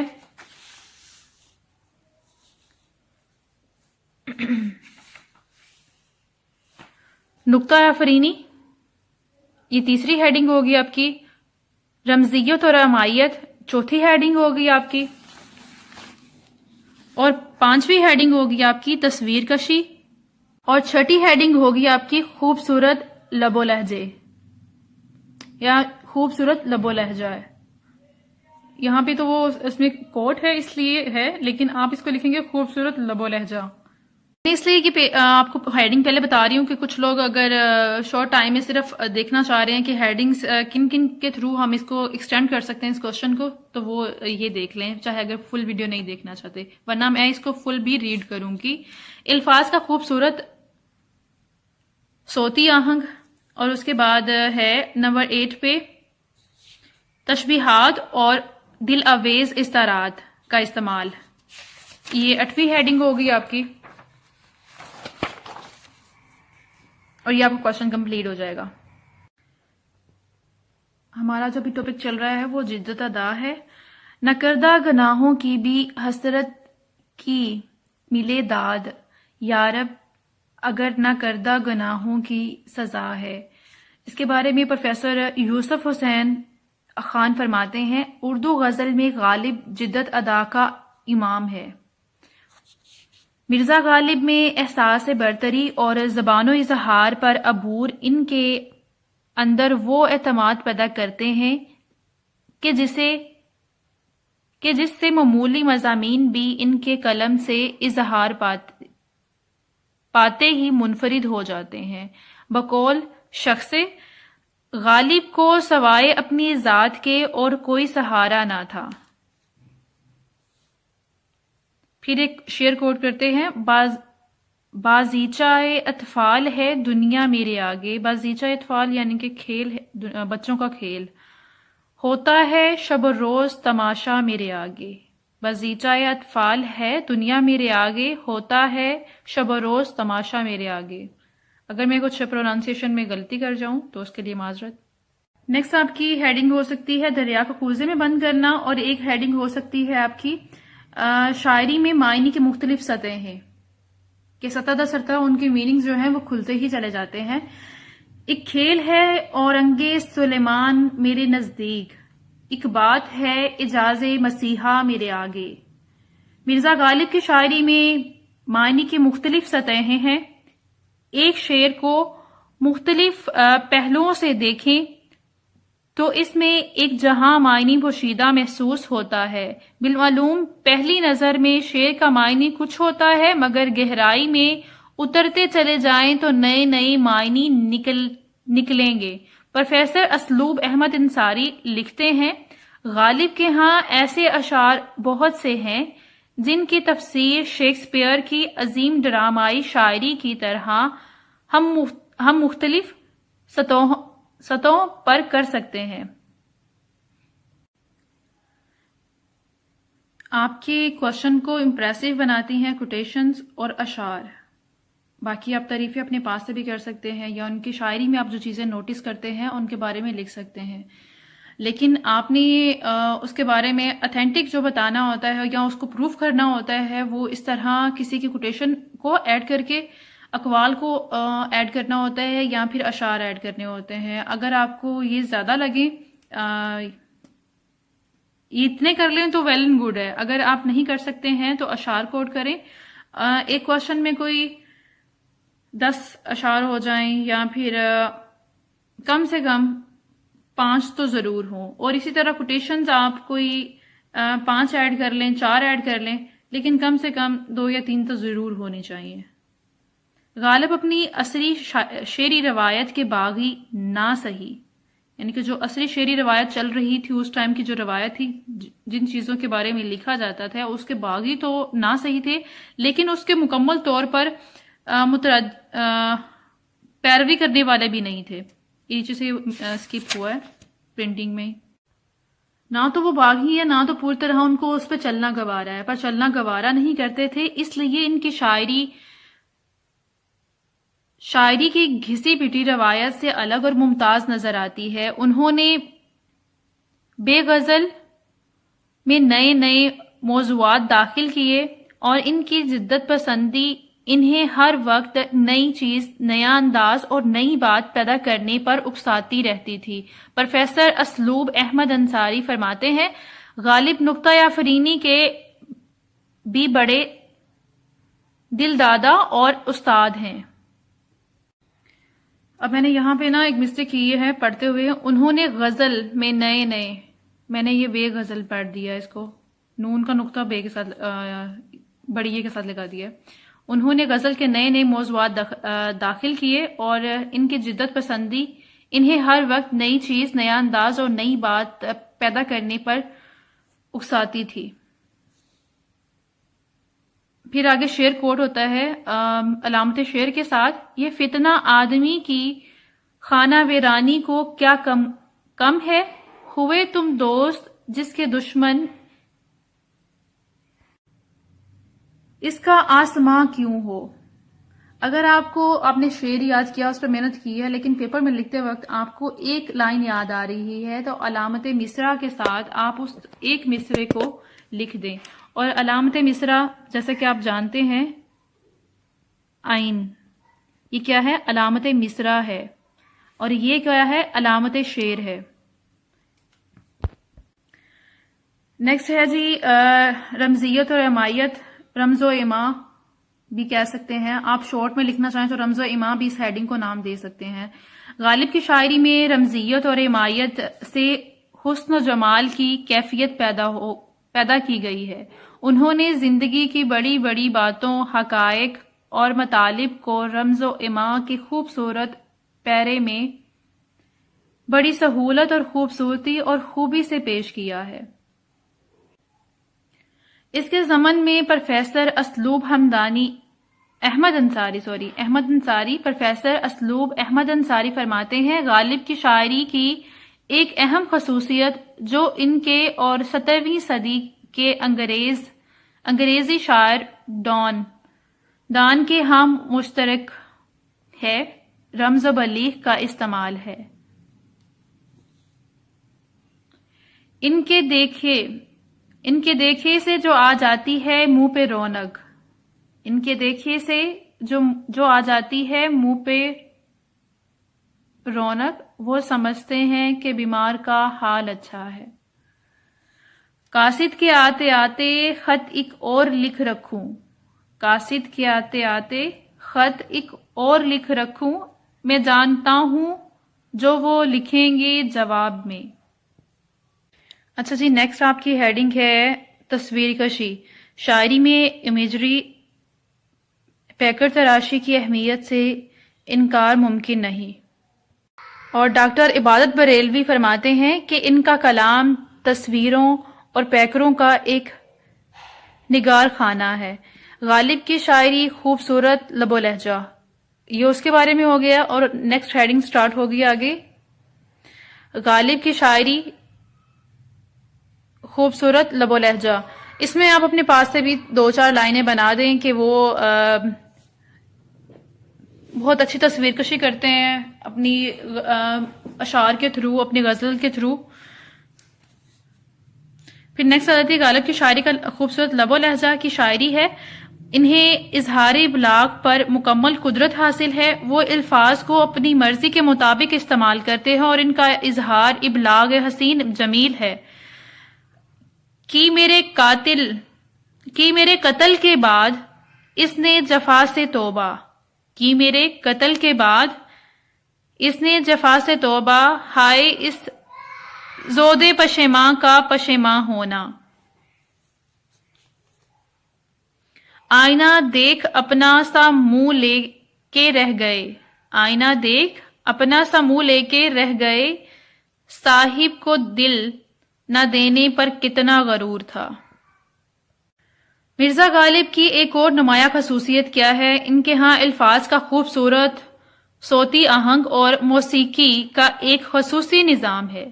لفظوں کے مزاج کو پہچانتے اور ان کے استعمال کے سلیقے سے واقف ہیں۔ ترتیب الفاظ سے ہی وہ نغمگی، ترنم اور موسیقی پیدا کرتے ہیں جو قاری کے حواس پر چھا جاتی ہے اور اس کا جادو سر چڑھ کر بولتا ہے۔ ہم کہاں کے دنا تھے، کس ہنر میں یکتا تھے، بے سبب ہوا غالب دشمن آسماں اپنا۔ آج پتہ نہیں کیا ہو گیا، اٹک رہی ہے زبان۔ غالب ہمیں نہ چھیڑ کے پھر خوش اشک سے بیٹھے ہیں ہم تہیہ طوفان کیے بیٹھے۔ مرزا غالب کی شاعری کی ایک اور نمایاں خصوصیت تشبیہات اور دل آویز استعارات کا استعمال ہے۔ مرزا غالب روایتی تشبیہات و استعارات کی بجائے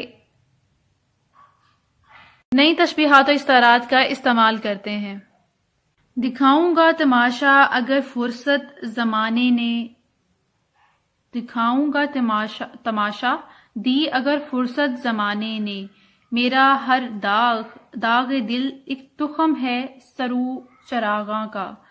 غالب خود عظیم ہے، ان کی شاعری عظیم ہے، یہی نہیں ان کی شاعری کاری کو عظمت ترفع سے ہمکنار کرتی ہے۔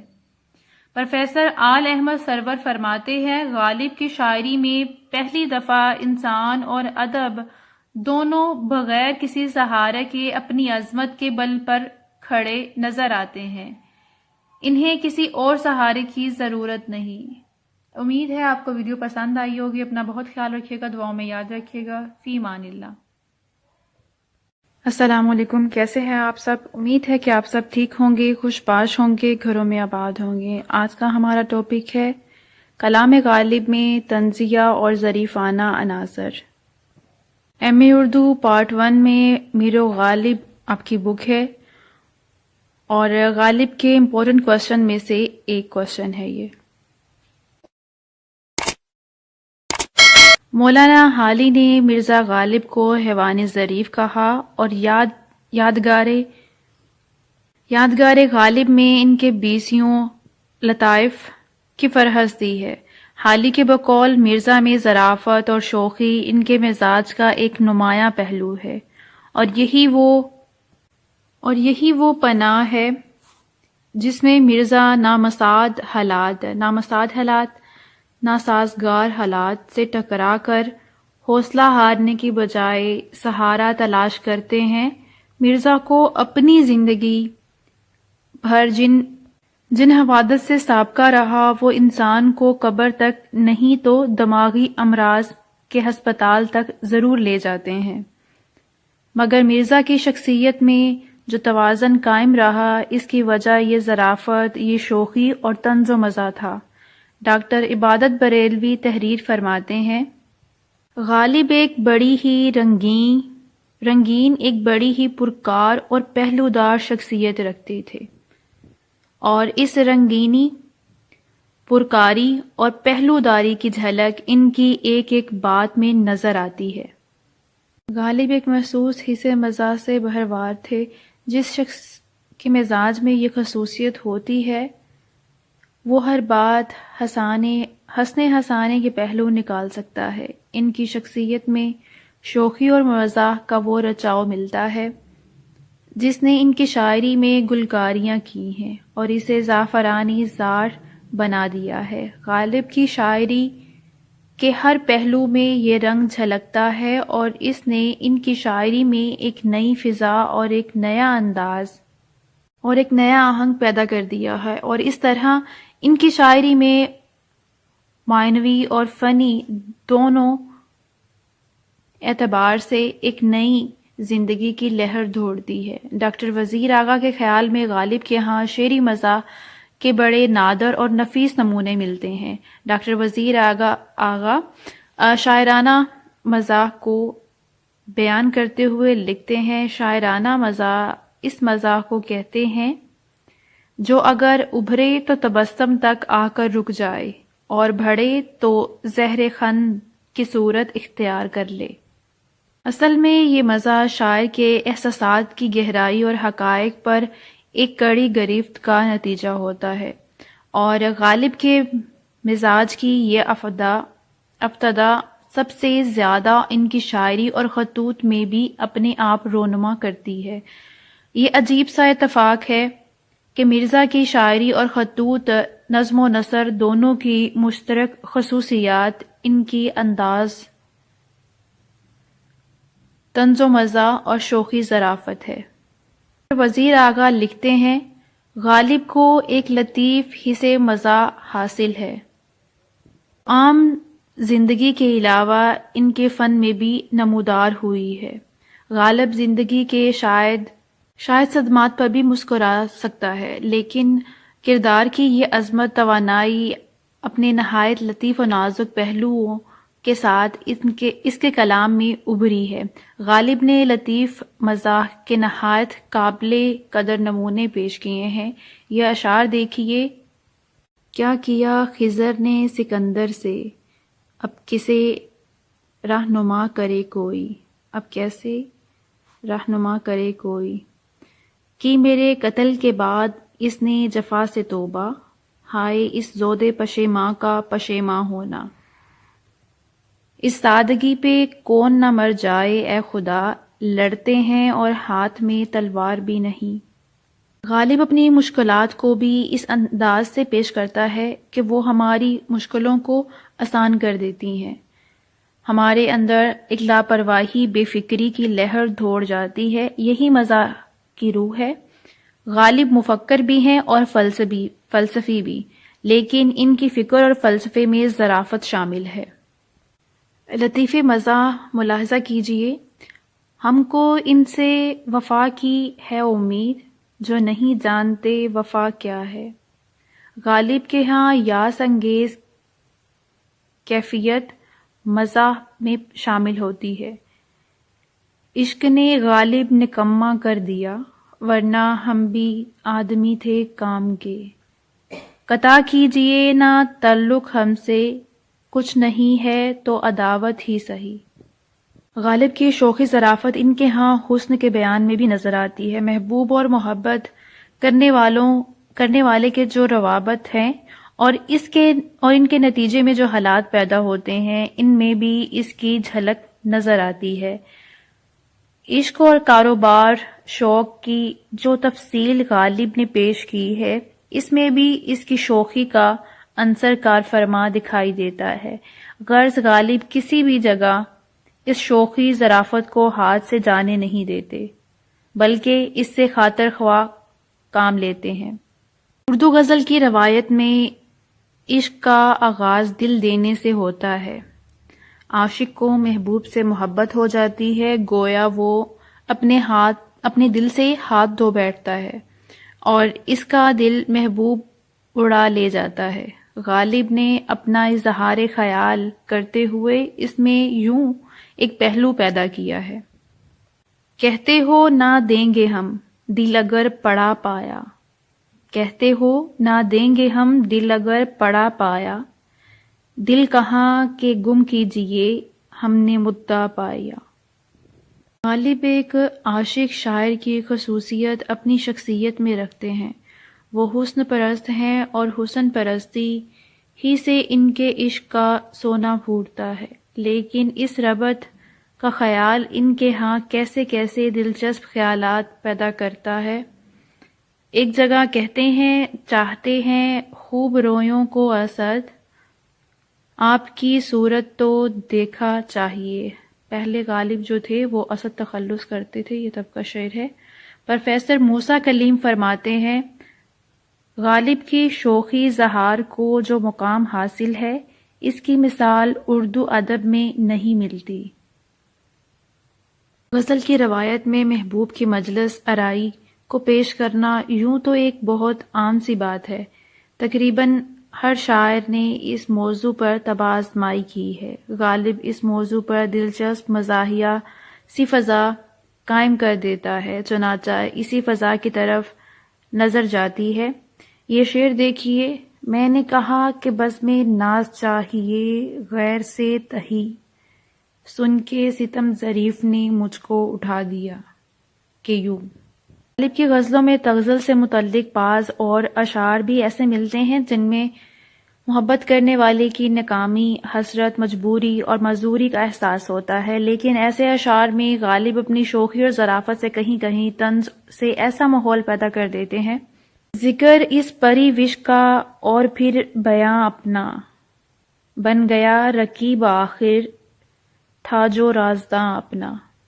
طنز اور مزاح کے رشتے آپس میں بہت قریب جا ملتے ہیں۔ غالب کے کلام میں ظرافت کے جو عمدہ نمونے ملتے ہیں وہ مختلف شخصیات اور کرداروں پر جو طنز کرتے ہیں، اس میں بھی لطیف انداز اپناتے ہیں۔ غالب نے وعظ، ناصیحہ، جنت، فرشتوں، دوستوں اور دشمنوں سب کو انہوں نے کسی نہ کسی انداز میں اپنے طنز کا نشانہ بنایا ہے۔ یہ اشعار دیکھیے، کہاں میں خانے کا دروازہ غالب اور کہاں وعظ، پر اتنا جانتے ہیں کل وہ جاتا تھا کہ ہم نکلے، ہم کو معلوم ہے جنت کی حقیقت لیکن دل کے بہلانے کو غالب خیال اچھا ہے۔ دوست غم خواری میں میری صحیح فرمائیں گے کیا، زخم کے بھرنے تلک ناخن نہ بھر آئیں گے کیا۔ غالب خدا پر طنز کرتے ہوئے لکھتے ہیں کہ پکڑے جاتے ہیں فرشتوں کے لکھے پر ناحق، کوئی آدمی کوئی ہمارا دم تحریر بھی تھا۔ یہاں ایسے اشعار کی تعداد بھی بہت زیادہ ہے کہ جنہیں ادبی مزاح کے اچھے نمونے کہا جا سکتا ہے۔ ان کی ایگزامپلز میں دیکھتے ہیں، یہ اشعار دیکھیے، دونوں جہاں دیکھے وہ سمجھے یہ خوش رہا، یہاں آ پڑی شرم کے تکرار کیا کریں، قاصد کے آتے آتے خط ایک اور لکھ رکھوں، قاصد کے آتے آتے خط ایک اور لکھ رکھوں، میں جانتا ہوں جو وہ لکھیں گے جواب میں۔ لازم نہیں کہ خضر کی ہم پیروی کریں، مانا کہ ایک بزرگ ہمیں ہم سفر ملے۔ ان کے انداز بیان کی دلکشی، لطافت کا یہ عالم ہے کہ کسی جگہ بھی بے محل، بے مقصد تعریف اور بے جا تشدد یا محض زبان درازی کا گمان نہیں ہوتا، اور نہ ہی ان کے کلام میں خستہ پہلو موجود ہے۔ غالب کے طنز و مزاح میں خود کو بھی معاف نہیں کرتے۔ دلے ناداں تجھے ہوا کیا ہے، آخر اس درد کی دعا کیا ہے۔ چاہتے ہیں کہتے ہیں خوب رویوں کو اسد، آپ کی صورت تو دیکھا چاہیے، غالب کی درویشی دیکھیے، ہاں بھلا کر تیرا بھلا ہوگا، ہاں بھلا کر تیرا بھلا ہوگا، اور درویش کی صدا کیا، درویش کی صدا کیا ہے۔ بحیثیت مجموعی غالب کے کلام میں ظرافت کے عمدہ نمونے ملتے ہیں۔ زیر لب تبسم ان کی شاعری مطالعے سے ایک قاری کے چہرے پر مسکان آ جاتی ہے۔ پروفیسر موسیٰ کلیم فرماتے ہیں کہ غالب کی شوخی اظہار کو جو مقام حاصل ہے، اس کی مثال اردو ادب میں نہیں ملتی۔ السلام علیکم، کیسے ہیں آپ سب؟ امید ہے کہ آپ سب ٹھیک ہوں گے، خوش باش ہوں گے، گھروں میں آباد ہوں گے۔ اور ابھی ہمارا جو کوشچن ہے ایم اے اردو پارٹ 1 والوں کے لیے غالب اور میر و غالب کا خصوصی مطالعہ، غالب کا تصور عشق ہم کرنے جا رہے ہیں آج۔ رشک ایک، چلیں آئے ہم اپنی ویڈیو سٹارٹ کرتے ہیں۔ رشک ایک ایسی کیفیت کا نام ہے جس کے تحت انسان اپنی کسی محرومی کا شدید احساس کرتے ہوئے کسی دوسرے کو اپنی سی ناتمام خواہش سے بہراور ہوتے دیکھتا ہے۔ یہ جذبہ مثبت جذبہ ہے اور بالمعلوم حسد کے تضاد کے طور پر مستعمل ہے۔ اردو شاعری میں عشق محبت کے ساتھ ساتھ جذبہ رشک کا اظہار بھی شرح کا دل پسند موضوع رہا ہے۔ عام شرح نے تو اس موضوع پر روایتی انداز میں اظہار خیال کیا، مگر غالب نے اس میدان میں کسی دوسرے کی تقلید یا پیروی کرنے کی بجائے اپنی انفرادیت برقرار رکھی۔ بقول ذوالفقار علی آغا، غالب کی شاعری میں جہاں تخیل آرائی، فلسفانہ قوت فکر اور حسن بیان یا شوخی کلام کو ایک خاص انفرادی حیثیت حاصل ہے، وہاں رشک کے موضوع کو غالب نے جس انفرادی نقطہ نظر سے پیش کیا ہے وہ اپنی مثال آپ بن گیا ہے۔ رشک کے سلسلے میں غالب سب سے پہلے رقیب کی خوش بختی اور اعلی نصیبی پر رشک کرتے ہیں کہ اسے محبوب کا قرب میسر ہے، مگر اس ذکر میں رقیب سے روایتی تناؤ اور کھنچاؤ کا احساس نہیں ہوتا، بلکہ ایک متوازن سی خوشگوار کیفیت محسوس ہوتی ہے کہ شاعر کو شخص پر رشک ہے جو محبوب کا ہم سفر ہے۔ وہ بس یہ اشعار ملاحظہ کریں کہ اس سے ریلیٹڈ ان کے یہ اشعار ہیں۔ رقیب آپ جانتے ہیں محبوب کو چاہنے والا کوئی اور انسان بھی اگر ہو تو وہ کیا کہلاتا ہے؟ وہ رقیب کہلاتا ہے۔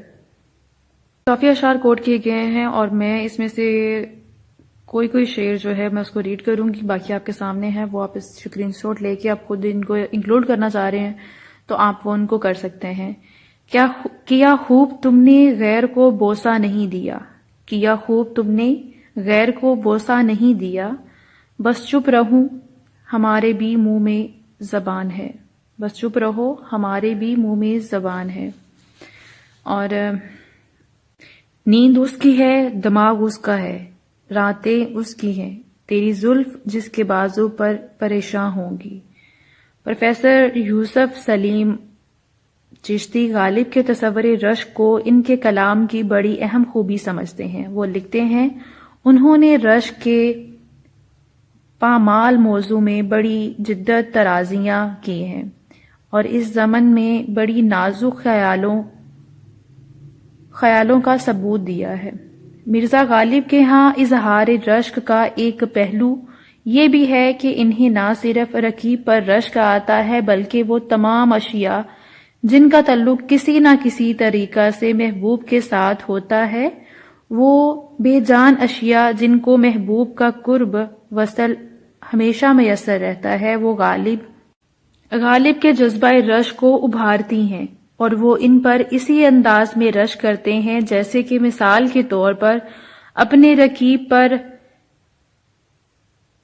یا عدو پر یہ اشعار ملاحظہ کیجئے۔ مر جاؤں نہ کیوں رشک سے جب وہ تن نازک، آغوش غم ہلکا زنار میں آوے، ابھرتا ہوا نقاب میں ہے ان کا ایک تار، مرتا ہوں کہ یہ نہ کسی کی نگاہ ہو۔ آپ ایسے بھی کر سکتے ہیں کہ اگزامپل کے طور پہ کوئی ایک اشعار کوٹ کریں، اس کے بعد یعنی کہ ان تینوں میں سے جو آپ کو پسند ہو وہ ایک اشعار کوٹ کر لیں، یا اس سے ریلیٹڈ اس طرح کا کوئی شعر آپ کوٹ کریں، اس کے بعد پھر ایک پیرا ہو اور اس میں جو آپ بات کر رہے ہیں اس کے ثبوت کے طور پر یا اس سے ریلیٹڈ ایک شعر ایڈ کریں یا پھر ایک کوٹیشن۔ اور یہ آپ جانتے ہیں کہ شعر جو ہیں، اشعار جو ہیں وہ کم سے کم 5 سے 6 ہوں آپ کے کوشچن میں، اور جو آپ کوٹیشن ایڈ کر رہے ہیں وہ کم سے کم 3 یا 4 ہو جائیں۔ کلام غالب میں رشک کے موضوع پہ یہ انداز بھی قابل مطالعہ ہے، اور وہ بسا اوقات خود اپنے معشوق پر رشک کرنے لگتے ہیں، اور اسی مقام کو ڈاکٹر محی الدین قادری زور غالب کے رشک کا فرض مبنی قرار دیتے ہیں۔